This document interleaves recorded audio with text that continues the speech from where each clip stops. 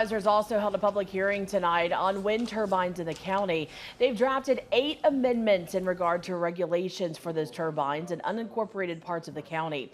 Now, among them, measures dealing with changes to the commercial wind turbine systems, application submission requirements, and wind turbine protected areas. During the discussion, the board took input from a representative of Mid-American Energy, the company that proposed the turbines. We ask the board not to amend any setbacks or removal requirements or consider drafting a balanced wind ordinance that considers real-world wind operating facts. I also encourage you to reach out to your neighboring counties across Iowa with wind generation to gain a better perspective. Woodbury County residents at tonight's meeting supported the board making these amendments to the ordinance, citing different reasons like how the ordinance, if not changed, could affect the residents and their safety, welfare, and long-term prosperity.